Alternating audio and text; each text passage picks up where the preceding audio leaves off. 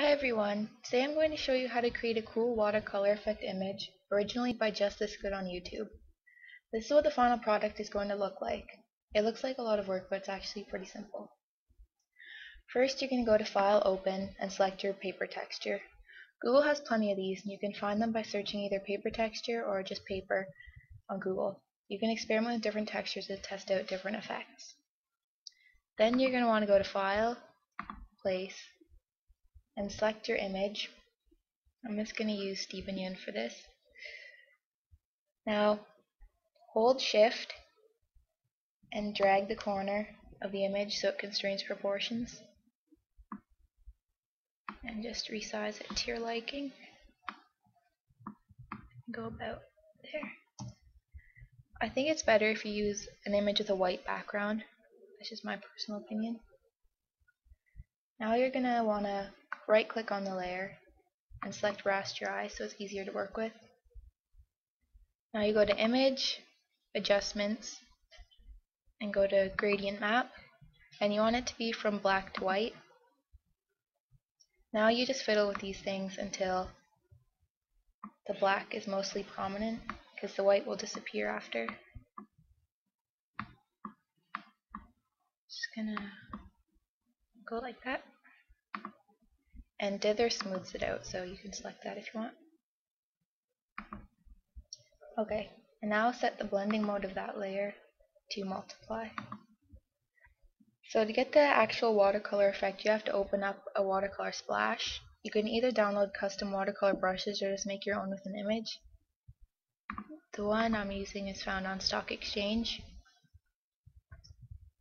So from here, you want to select your brush and go to Edit, Define Brush Preset, and just rename that.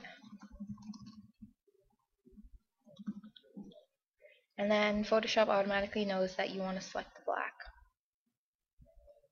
Then you can go to your image again. You can test that out if you want, it'll look like that basically. Okay, now to make the brush more scattered, you have to go to Window, Brush, and you mess around with the different presets here.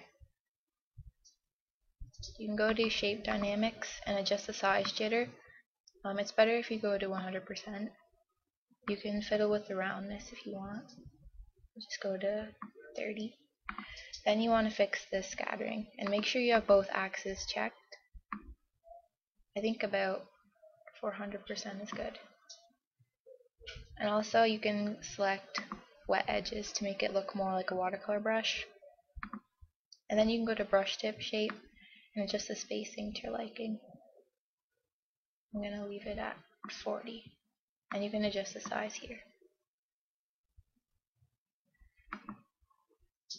Okay, so now you're going to want to create a new layer with Control-Shift-N.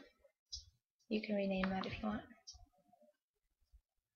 And then set that blending mode to multiply. And make sure your image is the first layer. So on your image layer, go to Layer, go to Create Clipping Mask by right clicking it. And then your image will disappear, but you can make it reappear soon. Now you have to select your new layer and make your brush tool white. And then paint over where your image used to be. It works better if you do it in multiple clicks, so there's a contrast to the watercolor effect. And you can resize your brush to get some of the details.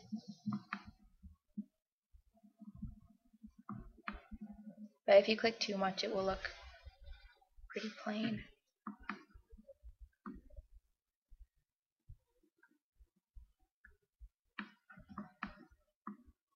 Okay, so now you're going to want to add some color to it.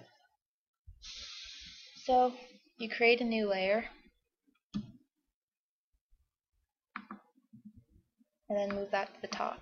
And you want it to have a clipping mask on. If it doesn't already, you can just do that again. And now you go to your gradient tool and you're going to want to load up spectrums by clicking on this arrow. I already have it, so select the first one. And next you're going to want to set your layer to screen. Okay. Now just test with different gradients to find one you think works best. I'm just going to go with something like that. Okay, and now you create another layer for your brush tool. Now adjust the size of that. And then paint over your image with black.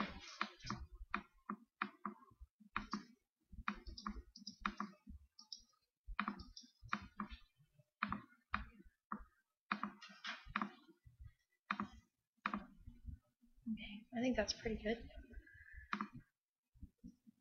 Next, you want to duplicate your spectrum layer.